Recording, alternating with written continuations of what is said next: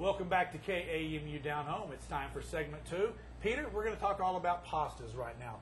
Fill me in on the story of pasta. Well, I mean, we could do a 3-hour show on that, or a 24-hour show if you wanted to. But some of the gist of the story is it's really not invented by the Italians. Most people know that it came from Asia first. The Italians, I guess, kind of perfected it. I think it was originally found in China, like maybe 5,000 years noodles, ago. yeah. Right. Oddly enough, Italians didn't even invent the tomato sauce, because tomatoes weren't native to Europe at the time. Right. And so Spaniards brought them back from South America, actually, in Latin America, Mexico, I believe, and introduced it back into Europe.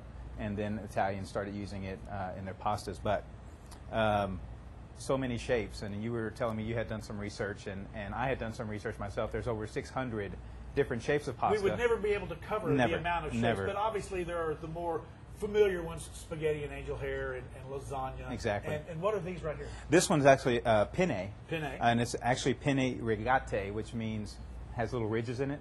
Mm-hmm. And it's actually also a whole wheat product. So all kinds of different things you can do. Why are there all the different shapes and sizes of pasta?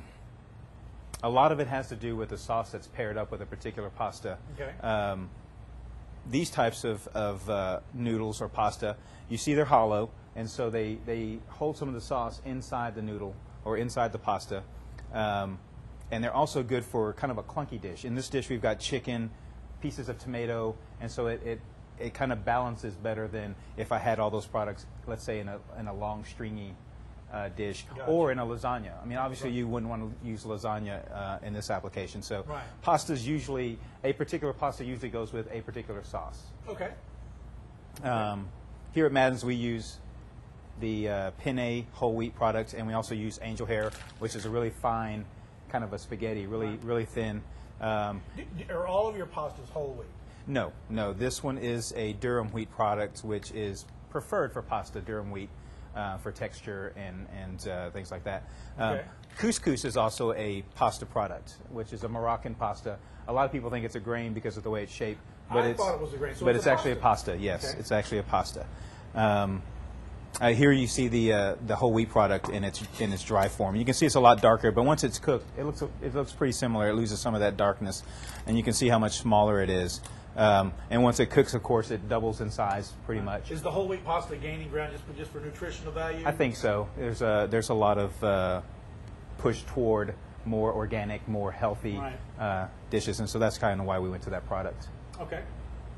What's everything else? Obviously, you're going to prepare us some sort of pasta dish. I would Well, venture off to say. air, I prepared this one, and it's a concoction of chicken and some greens and tomatoes and shallots and garlic, and of course the pasta itself. And you made this whole dish. We watched you in it. 4 minutes, maybe 5 tops. Exactly. So, Well, we're in a professional kitchen. We got to be able to crank it out pretty quick. Exactly. Nobody likes to wait. So we were also talking about just having leftovers in your house. And this product right here that I'm going to make consists of diced beef that's already pre-cooked. You can see it's a little bit on the rare side, so it's going to keep some of its tenderness and flavor that way. I've got some cooked angel hair, and I've got pico de gallo, avocado, some cilantro, a little bit of chipotle paste, and some cotija cheese, which is kind of like a Mexican Parmesan. I was about to say, this sounds like a Mexican dish. It is, but pastas don't necessarily have to be Italian. Okay. It's such a versatile food that you can just do anything with it. This one kind of leans more toward Italian. Right. It's got basil and things like that in it, tomatoes, and so it's kind of in the Italian style, I would say. Right. You want me to go ahead and start making this? Absolutely, yeah, We can go keep ahead. talking. Absolutely. So I'm going to get my pan really hot. While you're doing that, what got you interested in being a chef? Well, I came to A&M back in 1986 to go to college, of course, and I thought I wanted to be a veterinarian. I did want to be a veterinarian, and I started working in a kitchen to pay for college, and it just stuck. And eventually quit college and went to culinary school in Dallas. Okay. And I've heard there's a lot of nice, good culinary schools up in the Dallas area. the one I went to was actually an apprenticeship program, which I really enjoyed. I got to work in an approved site and go to school at the same time. And most culinary schools are not like that. You go to school and then you go do an externship somewhere and get a little bit of experience for about 3 months. With me, I it noticed was this is really bubbling. yeah. This is starting to get hot. I'm going to add the meat, and I'm also going to add the chipotle to it. And you can make it as spicy as you want. Chipotle's pretty spicy, so I'm not going to put too much in there. I'm going to sprinkle in a little salt and pepper, kosher salt, Kosher salt? Okay. fresh ground pepper. Okay.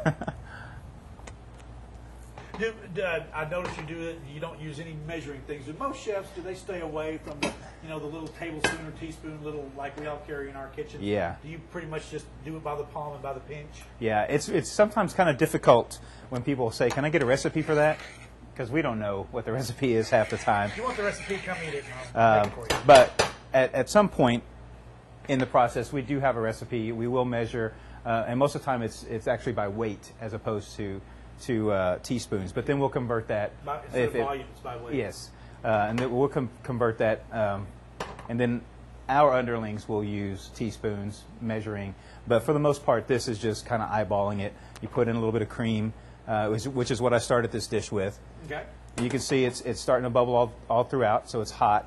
I'm going to add that It's angel really hair. thickening up. It is, yeah.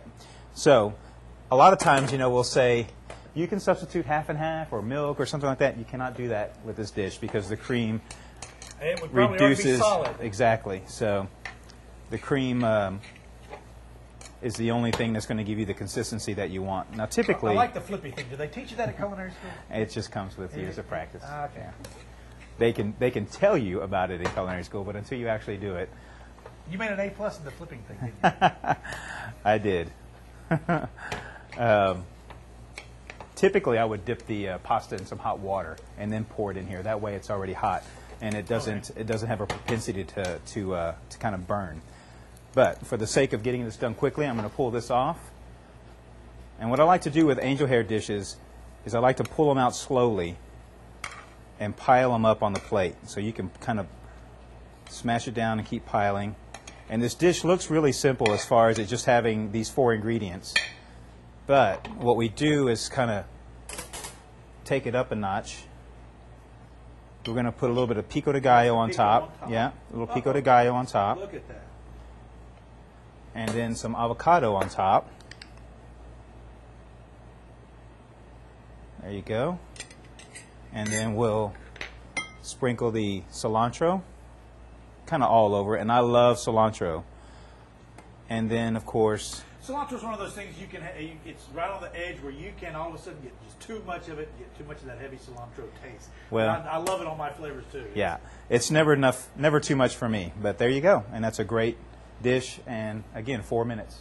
Well, we're about out of time for today's show. We hope you enjoyed it. Peter, thanks for having us. Of course. From Peter Madden's Casual Gourmet in historic downtown Bryan, I'm Kyle Netterville, your host for KMU Down Home. And for the entire crew, we say so long. We'll see you next time. This program is brought to you in part by Georgianne Blakely Zamonics Amazing Space, providing full design services, including the one-day makeover. Georgianne is an interior designer and can be contacted at 979-774-5095 or amazingspace@verizon.net.